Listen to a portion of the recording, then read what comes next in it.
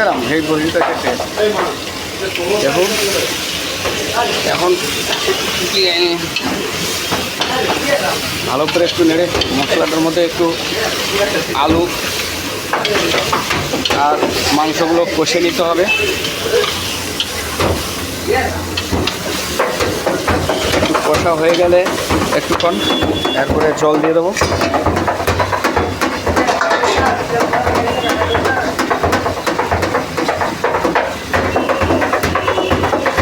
এখন আমি জল দিয়ে দিয়েছি, আর একটু জল লাগবে। এবারে মাংস আলুটা সিদ্ধ হয়ে গেলে উঠিয়ে নেব।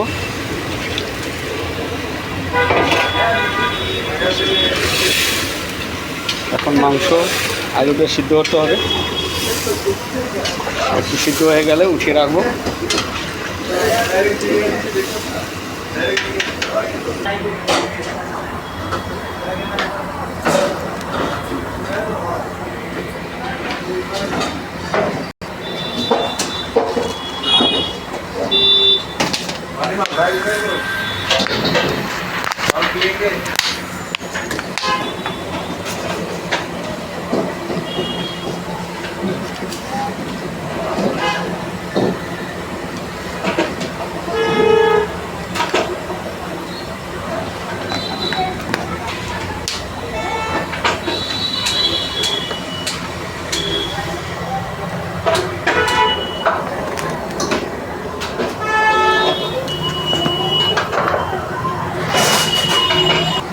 বিরিয়ানির যে মশলাটা বানানো থাকে পরিমাণ মতো এই মশলাটা এর সঙ্গে অ্যাড করব।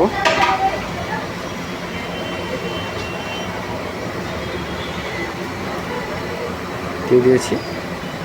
আমি 5 কেজি বসাচ্ছি একজনে, আমার মতো আমি মশলা দিচ্ছি, অ্যাড করছি 5 কেজিতে যতটুকু দেওয়ার প্রয়োজন। তো তার সঙ্গে একটু গোলাপ জল অ্যাড করব। এরপরে একটু কেওড়া জলও অ্যাড করব।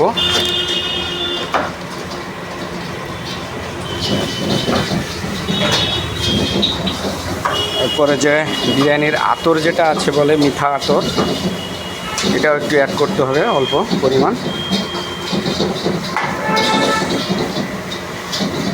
এরপরে আমি এখন অ্যাড করব দুধ, পরিমাণ মতো একটু দুধ অ্যাড করে নেব এটার সঙ্গে।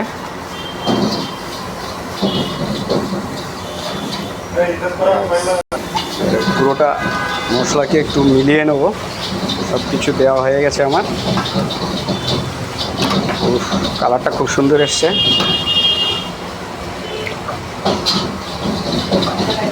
তোমরাও যারা বন্ধুরা আমার ভিডিওটা দেখবেন সবাই আমাকে কমেন্ট করে জানাবে। কেউ যদি বাড়িতে বিরিয়ানি ট্রাই করতে চাও, যদি এখানে তো পুরো ভিডিও দেওয়া যায় না, অনেক বড় লম্বা হয়ে যাবে পুরোটা ভিডিও করতে হলে, তার জন্যে শর্ট ভিডিও বানিয়ে পাঠাচ্ছি, যেগুলো মেন জায়গাগুলো আমরা শ্যুট করে পাঠাচ্ছি। আর কেউ যদি বাড়িতে বসে বিরিয়ানি ট্রাই করতে চাও আমাকে কমেন্ট করে জানাবেন। আমি পুরো বাড়িতে গিয়ে ফ্রি অফ কস্ট তোমাদেরকে আমি দেখিয়ে দেবো চিকেন দম বিরিয়ানি কীভাবে বানাতে হয়।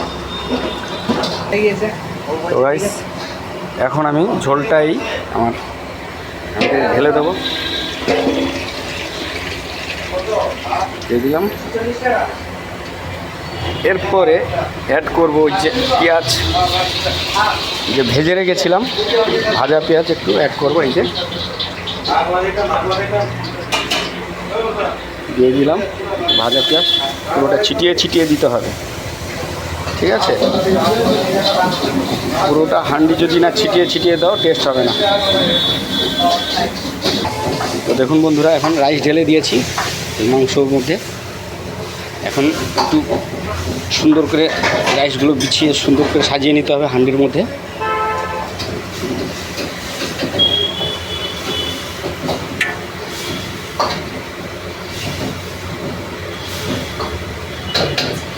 আমি সাজিয়ে নিয়েছি, দেখুন পুরোটা হান্ডি পুরো সুন্দর করে রাইসগুলো সাজিয়ে নিয়েছি।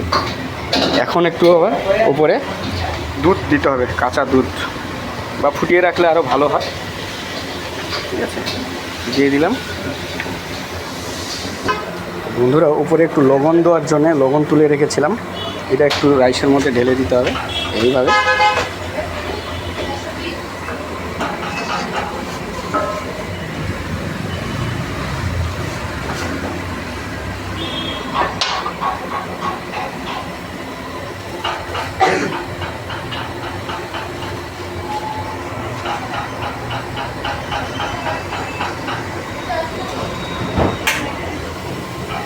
এখন আপনারা উপরে একটু ওই মিঠা আতর একটু দিতে হবে সেন্টের জন্যে।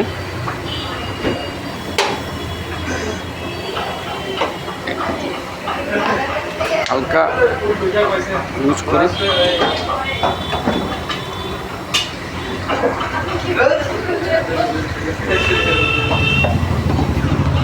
এইবারে ওই যে পেঁয়াজগুলো ভেজে রেখেছিলাম ওইটা একটু এই উপরে সুন্দর করে দিয়ে দিতে হবে। দেখবেন বিরিয়ানিটা বানানো হয়ে গেলে খুব সুন্দর লাগবে দেখতে। তাই আমি দিয়ে দিলাম, ভাজা পেঁয়াজগুলো উপরে দিয়ে দিলাম। এখন আমার বিরিয়ানির প্রসেসিং কমপ্লিট। এখন আমার স্টিম হবে, যেটা যে বলি আমরা দম বিরিয়ানি, এই দম চলবে।